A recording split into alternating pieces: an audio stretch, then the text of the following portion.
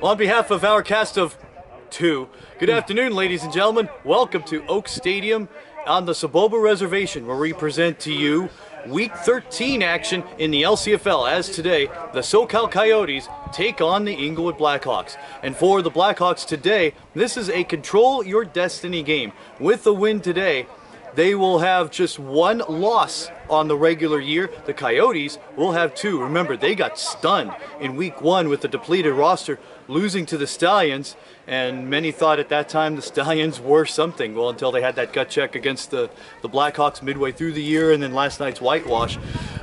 Everything rides on this one for Inglewood. With a win, they'll stay with one loss, and with a win next week against the Stallions at home, the Blackhawks could conceivably have home field throughout the LCFL playoffs. So for the Coyotes, this is a big one for them to maintain home field and get control of this one early and often, like they did in their matchup in Week 6, where the Coyotes won at Jackie Robinson Stadium by a final score of 48-30.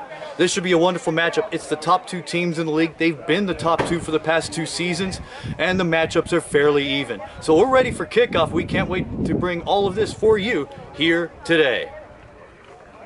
And we're back here at Oak Stadium on the Saboba Reservation. We're ready for kickoff between the Blackhawks and Coyotes. With us here is Kyle Parrish. And back in Week 6 against the Coyotes at home, the passing game was incredible. The running game, if I saw it correctly, was under 100 yards. So usually you like a happy balance, or maybe one to be just a little bit above the other. So what do you think was made in adjustments in practice to make sure maybe things even out? I think we just made some adjustments because they tried to play us a little bit differently than other teams have, because our running game has been so good this season. So they made some great adjustments to start the game. I believe the first half we probably didn't rush for maybe more than 20 yards, but the second half we had much more success running the football. So we made our adjustments at halftime, and we've been making the preparations in practice to make sure we were able to run the ball efficiently. Around 4 to 30 yards you passed for in Week 6. What were the key components of that? Well, my receiver was getting open, making plays for me. I missed a lot of throws that I should have had, and I wish I had back.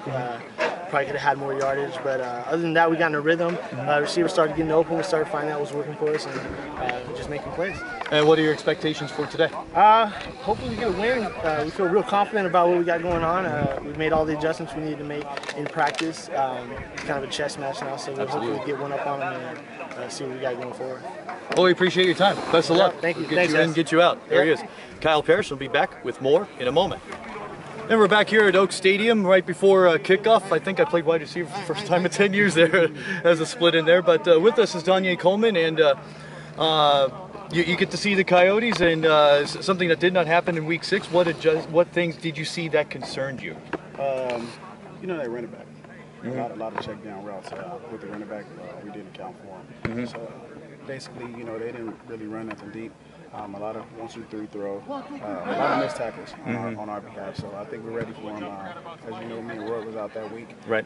So we're back and we're eager to get out there. The team has been on a really impressive roll, 76 points a game. That's in the past 4 weeks. That's not going to happen. Of course, maybe it can. No, knowing the Come on. Okay. Okay. No expectations. Just want to know.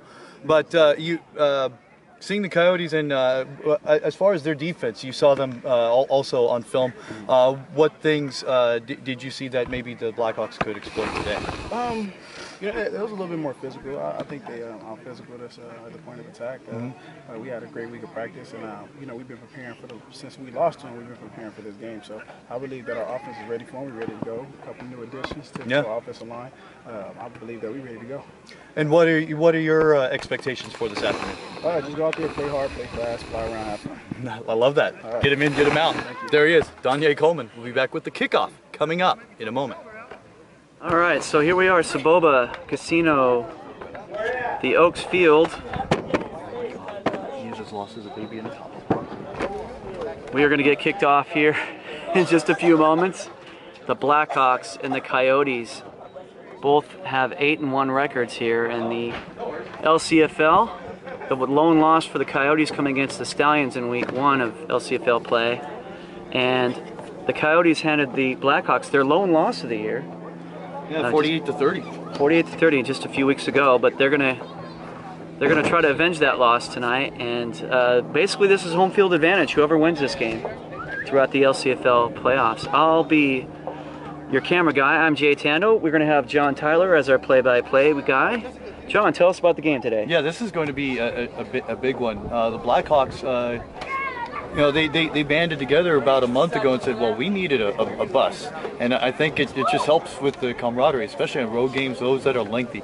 Because all the road games the Blackhawks have had that are 3 hours in length, we've taken a bus. The two down San Diego and Ramona, and then the one here.